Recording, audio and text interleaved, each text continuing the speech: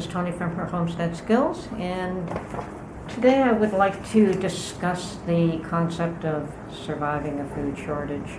And it can be done, and it could be done with very little pain, or it can be done with a lot of pain. So it's just a matter of how prepared you want to be, and you'll find that most homesteading channels live on a farm, keep chickens at the very least, cows, pigs, goats, and gardens. So they do it all, and they manage their little farms, and they look after most of their food needs.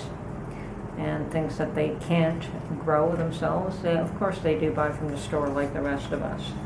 So, okay, I'm probably like most of you, that I don't live on a tract of land.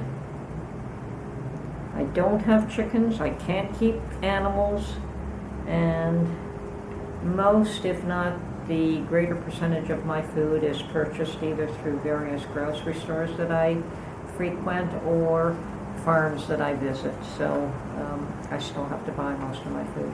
I do grow a little bit in a small garden, but that is mostly for fresh vegetables for the summer. Although this year I'm hoping to expand my tomato production and not buy any tomatoes this fall. Normally in the fall I'll buy anywhere from 3 and up bushels, which is a bushel is about 50 pounds of tomatoes, and so normally it's anywhere from 150 pounds to 250 pounds of tomatoes that I process every year. And I'm hoping to not purchase any this year. I do expect the prices to be raised quite a bit. They were not cheap last year, and I expect them to be much more expensive this year. So, as I said, I'm hoping to grow most of my own. If I don't succeed, if my garden fails for whatever reason, I will be buying them. So, okay, do I believe that there's going to be a food shortage this fall? And all I can say is that many of the signs point to a shortage, and even few leaders are hinting at the possibility of one. I don't think any of them want to raise panic and fear, or even inform the general population that food shortages might be deeper and worse than what they are alluding to. So much for that. Okay, so farmers are predicting dire consequences for the foreseeable future due to crop failures, the cost of feed and seed, the lack of fertilizers, and just the overall cost of producing food for a market that can neither absorb the cost or is not willing to absorb the cost of the production of that food. So a lot of them are limiting what they produce, and understandably so. Many others point to the inexplicable reality that many food processing plants have been shut down due to fires, disease, and other causes that are really not named. So what can an individual do? We can wring our hands in despair. We can complain, we can get angry. We can expect someone else to take care of us, can't we? After all, growing food and stocking grocery shelves is not our job. If you have done your job faithfully, why isn't everyone else doing theirs?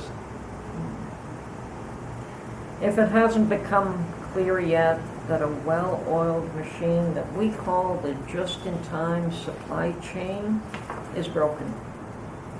And it broke because a few of the links in that chain were cut out and have not been replaced.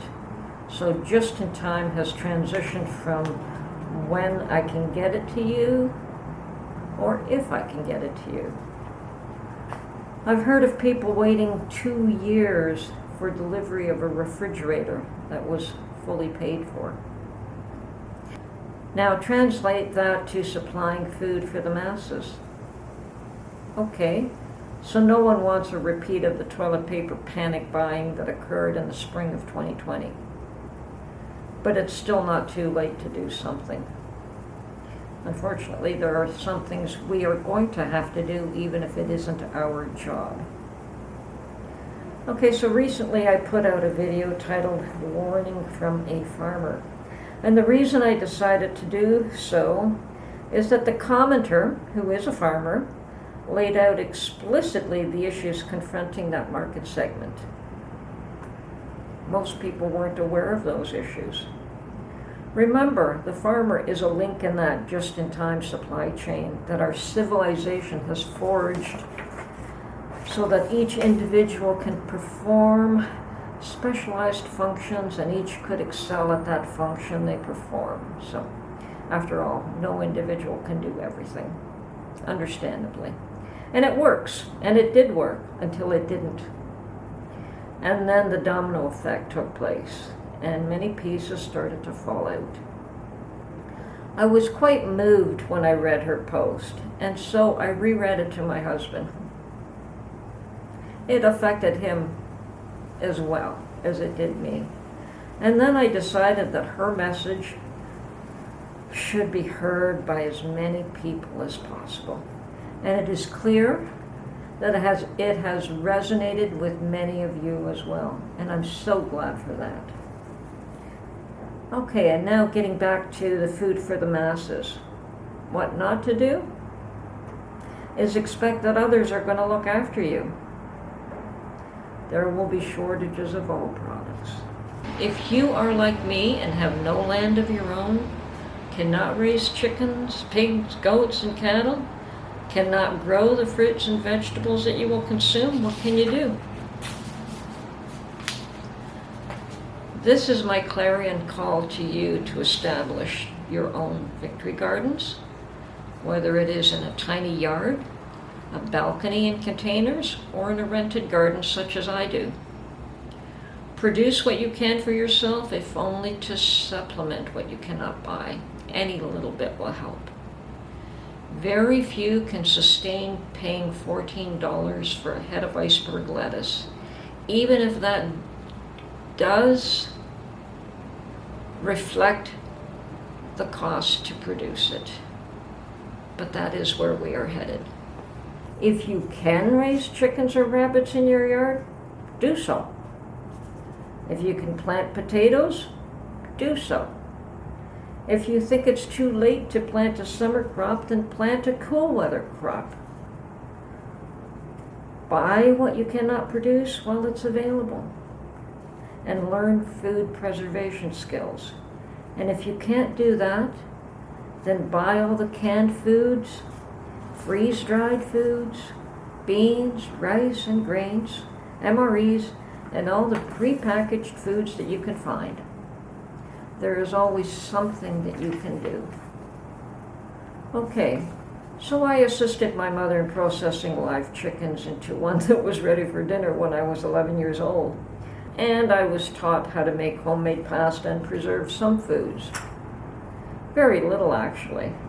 But I took an interest in preserving food long ago, and because I felt that canning my own corn and peas and other foods would be an awesome thing to do, I learned how to. But I still have to buy these foods, either from stores or from farms. I cannot grow enough to can what I consume, let alone what me and my husband consume.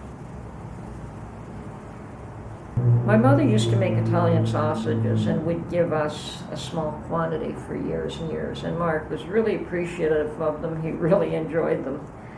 And I had learned to cure and preserve them myself when they were sufficiently dried.